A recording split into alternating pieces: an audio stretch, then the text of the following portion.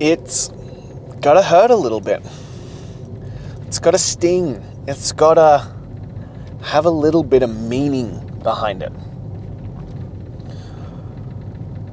I have had this belief for a long time that the reason why so many programs, personal trainers, fitness, whatever the fuck you want to call them, quick fix programs and things like this don't work.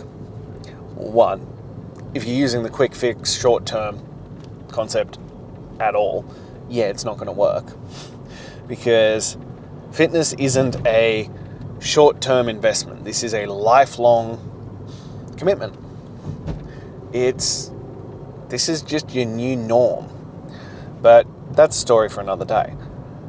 I firmly believe part of the reason why so many people don't truly follow through is because it doesn't hurt enough. And when I say hurt, I mean not as in the workouts themselves, which there's a bit of a discussion for intensity and things like that, but in terms of the uncomfortableness to actually follow the fuck through. So when you put down, $40 or $97 or whatever the hell it is, that's a bit of throwaway money. It's why so many of the box gyms work on that principle. They work on the $15 a week or the $20 a week, because it's not enough to actually make you get up and do something. It's not enough that makes you go, oh, that's uncomfortable. I better actually do the work. It's just kind of like, it's a mild irritation. It's a mosquito bite. Yeah, you aren't pleased about it, but it's not really enough for you to write home about. It's not really enough for you to actually get up and do anything about. It's fucking irritating. It's why I believe that you need to invest, and it's got to hurt. It's got to be something like you've got to put up enough money or something that makes you go, that makes me so uncomfortable that I have no choice but to do this now. I have no choice but to follow through. My programs aren't cheap by any stretch of the imagination. And, it's not just because of the nearly 18 years I've spent doing this. It's not just that I know how to transform lives like nobody's business. It's not just that I'm going to hold you accountable and make sure that I deliver upon that. It's not the years of dealing with all the issues under the sun and having answers and finding the resources to be able to fix your issues. It's also because putting your money where your mouth is means that you will actually show the fuck up. Because people who invest, and I mean that in all senses of the word, they invest in themselves, are the ones who get the results. The ones who have skin in the game are the ones who truly see change. As I said, if it was as simple as just a little bit of money, every app under the sun would work. Every, box gym, those 24/7 ones that are, paying peanuts for, would work. If that's all it was required, everybody would be in great fucking shape. But it's not. It requires that you get uncomfortable. It needs to make you feel it so that you actually do the work that is required. Because for as long as it doesn't sting, well, it's easy to fob it off. It's easy to put up excuses. It's easy to say, I don't feel like it today. But when you've got something on the line for it, you'll make sure that you get that shit done. And look, that doesn't necessarily have to be money. It could be, pride. It could be a commitment to others. It could be a bet. I don't know what will tickle your brain to make you do it. But you need to find that thing that goes, I now have no other option but to make this work. I've found, not always, but more often than not, The clients who don't have heaps of discretionary income, who recognize how important it is to invest in themselves, are the ones who will get the best results. Because it fucking hurts. They're like, oh, I don't know if I can afford this. They figure it out, then they're all in. Then they're doing the work. Then they're showing up and doing what is necessary. Because they've got skin in the game. They've got something on the line. It's the same as the, what's it called? I think it's the beta paradox. Anyway, the concept being that, the simple example is if you needed to walk, you need to go somewhere and it was, a kilometer away, okay? You'd walk that.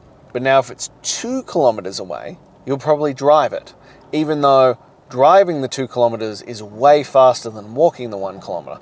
Once it gets to a point where the discomfort is so great that you'll make a different decision. And we see this all the time with, making the change. It's not until it's so uncomfortable that you're like, I cannot afford to continue on this way.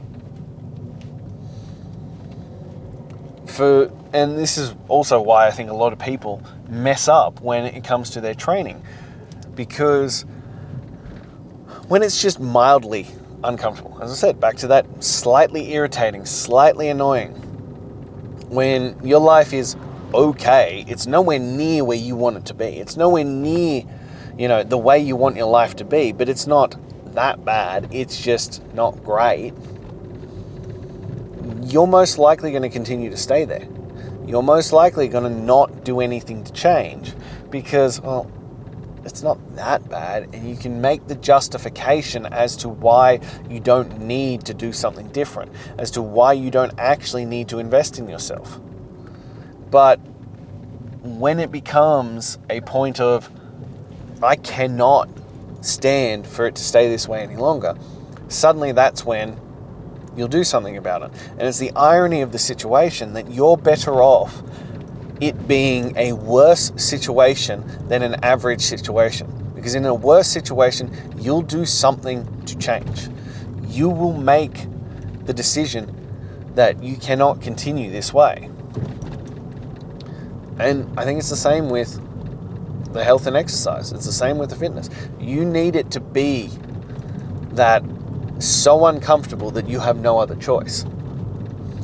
And a lot of people will initially start in that place and then they get used to it. And it's why you have to keep upping the ante.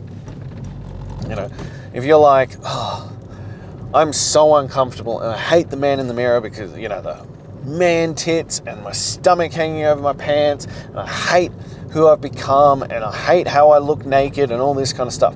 If it's truly uncomfortable, and I've been there, and it disgusts you. You look at the man in the mirror and you're disgusted. You're disgusted with how you're showing up for your children. You'll figure it the fuck out. You'll pay that price. You'll do what is necessary. It's when it's not that bad. It's when you get past that point and you're like, I'm better than I was. I'm doing better than I used to be doing. That suddenly you start questioning whether you're willing to continue paying the price. And this is why when I talk about the quick fixes, that they don't work. Because the quick fixes will get you out of the pain. It'll get you far enough away from the discomfort that you're like, this is pretty good now. It's not great, it's not perfect, it's not where I want to be, but it's good enough. As we've discussed before, good enough. A phrase that's killed more dreams than anything else. But instead you need it to be, I'm going to make a change for the long term so that you continue to follow through, that you continue to keep doing the work, that you continue to keep showing the fuck up day in, day out, no matter what, because that is what is required. That is what is necessary so that you can get to a place where, your life's going to get better. Where your life is going to change because you've done the work that is necessary. And that's why it's necessary for, well, you to get uncomfortable. It's why you need to get some skin in the game. It's why you need to have something on the line. As I said, you might find something else that tickles your brain, that forces you to do it. For me, it was as simple as I said I would, and then I put it out there to the world. I put it out there to my wife. I put it out to my kids, not that they understood that. And I put it out online that this is what I was doing. This is what was happening. And I was going to follow through, and I was going to document it every single day. And I haven't missed. It's over 18 months now. I have not fucking missed. I just continue to show up. I continue to do the work. I continue to do what is necessary because it made me uncomfortable. But for most people, you need to have skin in the game. You need to have something on the line that you've put your money where your mouth is, and now you need to do the work. Now you need to show up and make sure it gets done. And that's a deeply, deeply uncomfortable situation to be. And as I said, that's good. You want it to be deeply uncomfortable. You want it to be something that makes you go, all right, I have no other option but to get this done. You need to make it into, well, I'm investing into my future. In all senses of the word. I'm going to invest time. I'm going to invest money. I'm going to invest effort. And I'm going to have someone who's going to hold me to the fire. Hold me accountable to the standard that I set. Hold me to what I said I was going to do when my motivation was high, when I was in that pain, when I was in that moment of suffering. I'm going to do what is necessary to make sure that this work gets done. And then you just keep showing up that way. And you just keep showing up. And you keep showing up until it is done. Or, as I said, the secret path of it, well, it's never done. This work is never finished. You just have to keep doing it. And you also need to get comfortable with that being the reality. That this isn't a quick fix. This isn't a short-term solution. This is now who you are. You need to step into every day going, I am going to demand greatness. I'm going to deliberately and consciously put myself into uncomfortable situations so that I can become the greatest version of myself. The question becomes, is that what you're going to do? Or are you going to continue sitting on the sideline, waiting until it's too bad, until the pain is too great, and then you have no other option? Choice is yours. I know what I'd do. I'd start demanding greatness.